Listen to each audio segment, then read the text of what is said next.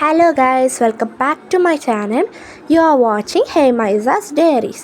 ഇന്ന് നമുക്കൊരു ഈസി റെസിപ്പിയായ നമ്മുടെ സ്വന്തം ഇൻഡോ ചൈനീസ് ഫുഡ് മോമോസ് ഉണ്ടാക്കാം.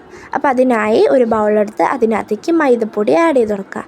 ഞാൻ ഇവിടെ 2 കപ്പ് മൈദപ്പൊടി ആഡ് ചെയ്ത് കൊടുക്കുന്നുണ്ട്. അതിലേക്ക് ആവശ്യത്തിന് ഉപ്പ് ആഡ് ചെയ്ത് കൊടുക്കുക.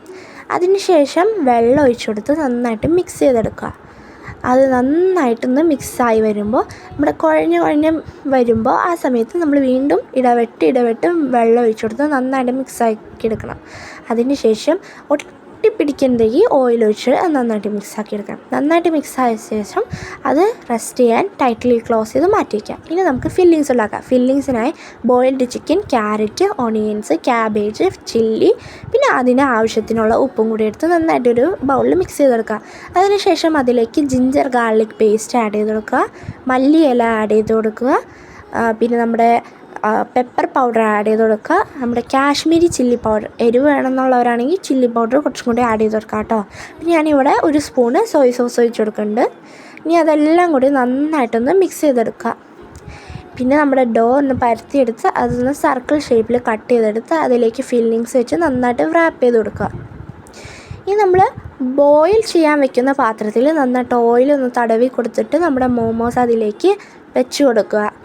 എന്നിട്ട് അതൊരു 15 to 20 മിനിറ്റ്സ് ഒന്ന് ബോയിലായാൽ മതിയായിരിക്കും. ഇനി നമുക്ക് ചട്നി ഉണ്ടാക്കാം. ചട്നിക്കായി Kashmiri chilli, cashew nuts, onion, tomato, garlic, പിന്നെ നമ്മുടെ മിൻറ്റ് ലീവ്സും കൊറിയാൻഡർ ലീവ്സും ആഡ് ചെയ്ത് കൊടുക്കുക.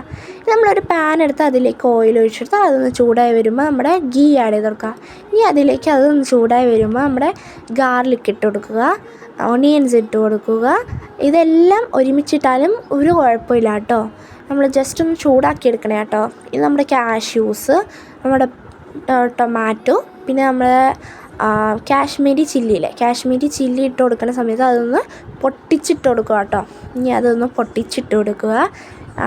അതിലേക്ക് പിന്നെ നമ്മുടെ മിൻറ്റ് ലീവ്സും കൊറിയാൻഡർ ലീവ്സും അതൊക്കെ ഒന്ന് ഞെരടി ഇട്ട് കൊടുക്കുക.